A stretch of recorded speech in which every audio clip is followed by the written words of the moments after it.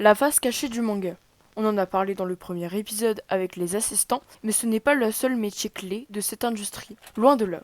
Parce qu'aujourd'hui, on va parler du métier de doubleur. Salut à tous, avant de commencer, merci beaucoup pour les 900 abonnés. Bref, on va pas perdre plus de temps. C'est parti. Pour commencer, c'est quoi le métier de doubleur? Et en quoi ça consiste? Je vais donc vous donner une définition assez rapide pour que vous voyez clairement c'est quoi.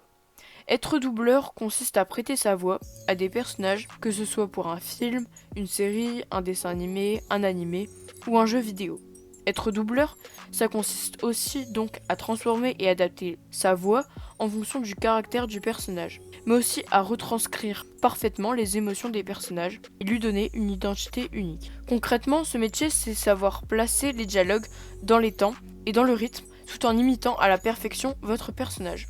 Alors dans le doublage, surtout au Japon, il y a deux grandes familles de doubleurs. Les doubleurs qui ne font que ça, et les doubleurs qui sont aussi idoles ou danseurs. Et ce type de doubleur est aussi utilisé comme acteur dans certaines séries, mais c'est spécifique au Japon.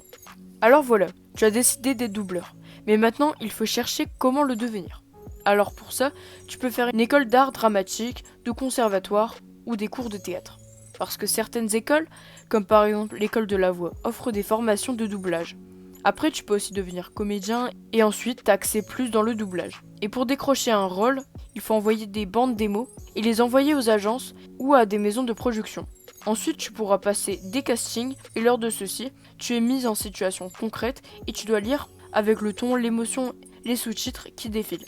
Et il faut savoir que ça demande énormément de travail et d'entraînement parce que c'est vraiment très difficile. Au niveau des horaires, contrairement au métier d'assistant comme on l'a vu, le doublage est un métier avec des horaires très classiques, que ce soit au Japon ou en France. D'ailleurs, j'ai vu qu'il y a 35 heures par semaine. Ensuite, et oui, on va parler un peu d'argent, parce que de ce que j'ai vu, les doubleurs sont payés au cachet. Son salaire est composé d'un montant pour la prestation et d'un autre montant pour forcément les droits d'auteur et pour l'exploitation de la voix du doubleur pour une durée déterminée ainsi qu'un territoire et un support. Il faut aussi savoir que les tarifs sont réglementés par un accord national des salaires du doublage. Cet accord il représente un minimum et il est négociable.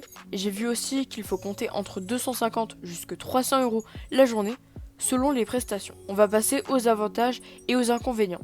Et comme toujours, c'est très suggestif. Et en fonction de chaque personne, ça change. Mais déjà au niveau des inconvénients, il y a le fait de devoir, comme un chanteur, rappeur, etc., de préserver un minimum sa voix.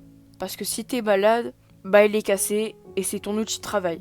Autre inconvénient, mais c'est vrai que c'est un métier avec très peu de reconnaissance.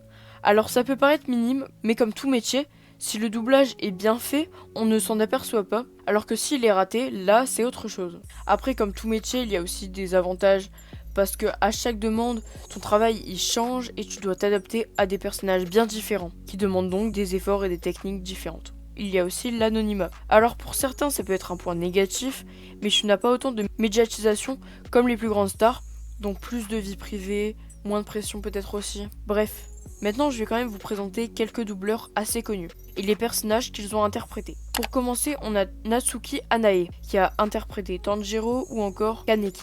Kenta Miyake est le doubleur de All Might dans My Hero Academia. Mayumi Tanaka double Luffy. Junko Takeshi est la doubleuse de Naruto. Et le doubleur de Onizuka est Wataru Takagi. Et il a même fait la voix de Zoro dans un OAV de One Piece. Pour conclure, ce métier est extrêmement important. Et presque autant que le studio d'animation. Parce que imaginez vous regardez un animé avec une animation incroyable, mais un doublage douteux. Bah je suis pas sûre, et moi la première que je regarderai. Bref, les doubleurs sont donc le reflet de nos personnages préférés. Ils doivent donc les incarner à la perfection, ce qui est vraiment dur et pas à la portée de tous. Merci beaucoup d'avoir regardé cette vidéo, n'hésite pas à t'abonner, on arrive bientôt aux 1000 abonnés et c'est vraiment un objectif qui me tient énormément à cœur. N'hésite pas aussi à la liker parce que c'est ultra important pour que la vidéo soit plus mise en avant et que donc plus de personnes la voient. Et dis-moi en commentaire ce que tu en as pensé. Sur ce, bonne journée, bonne soirée, ciao.